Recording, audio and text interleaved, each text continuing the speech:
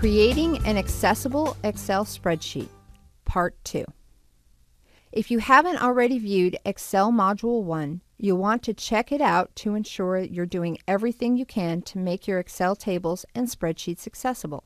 In that module, we described a lot of good general practices in Excel that also improve accessibility.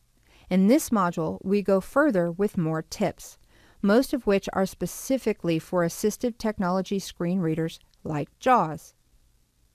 Note: for making forms in Excel accessible, see Module 3 in addition to ensuring your form has covered the accessibility considerations in these two modules for spreadsheets.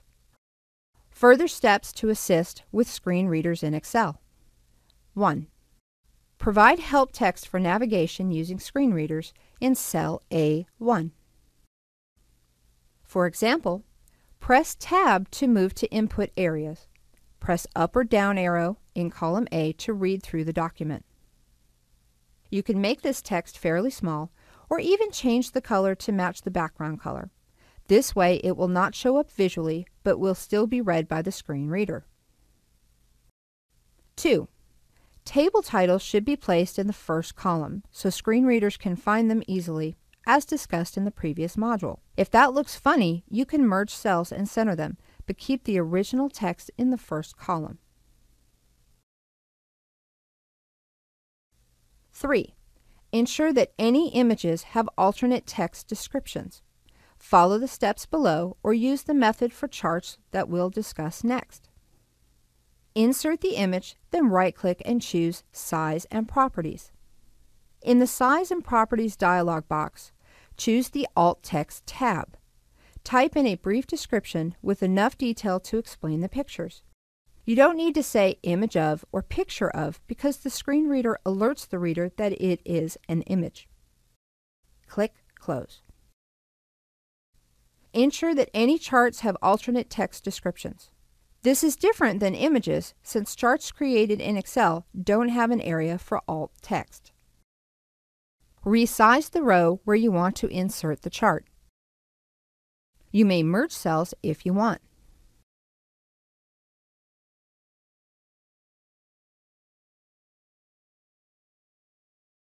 Insert the chart. In the cell where the chart is, type the description. This description may need to be fairly long to adequately explain the chart. Hide the text of the description by changing the text color to match the background. Now, when a screen reader comes across the cell containing this chart, it will read the text description. 5. Avoid blank rows and columns within a table. Resize your rows and columns to give the spacing that helps make the table readable rather than using blanks to create your spacing. One really common mistake is leaving column A blank because it makes it look like a margin.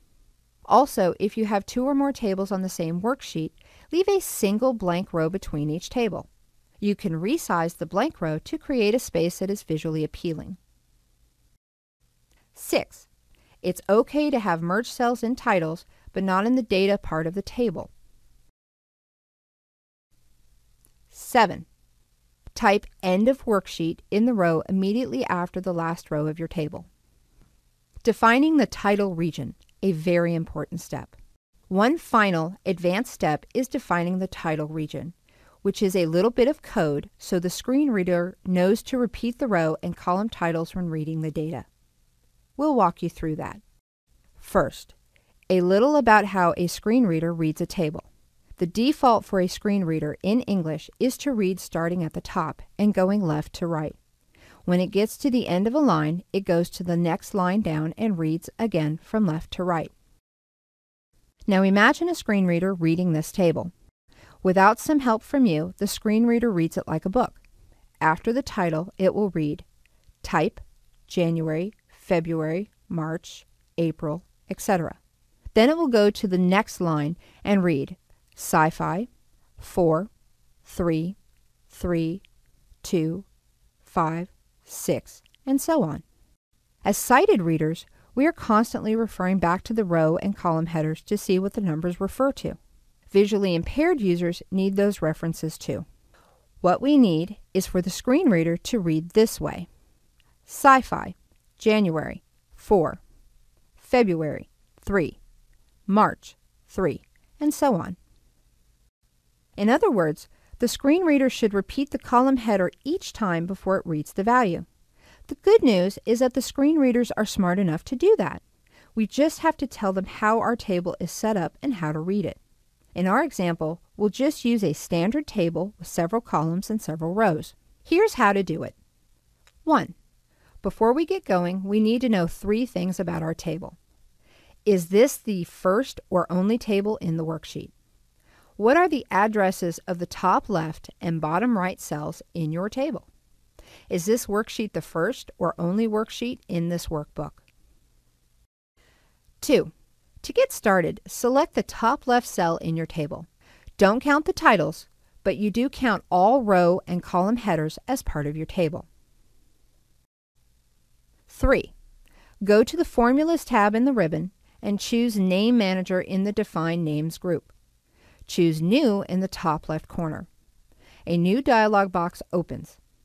In the Name field, we are going to type a fairly complicated name. 4. Type Title Region, then put a 1 if this is the first table on your worksheet. Then a period, then the range of cells in your table from top left to bottom right, with a period in between. Then another period, then the worksheet number. So in the case of our title code, looks like this. Title Region 1, period, A2, period, G7, period, 2. You can ignore all other fields in this dialog box. Click Close. 5. That's it. You've just given JAWS the instructions for how to properly read the table so the listener can easily understand it. 6. By the way, if your table only has one column header, define a column title region instead of a title region. If your table only has one row header, define a row title region. The rest of the coding is the same. 7. Finally, if you create these titles and then make a simple change such as moving your worksheet tabs around or adding an extra row, you'll have to recode the titles to match your spreadsheet's new reality. So save this step for when you are ready to publish. 8. If you do need to edit these names, go back to the Name Manager, select the name you wish to edit, and choose the Edit button. To summarize, we discussed providing keystroke navigation instructions at the beginning of your document, keeping table titles in the first column, providing alternate text for images and charts, avoiding blank rows and columns, typing End of Worksheet at the bottom, and defining the title region.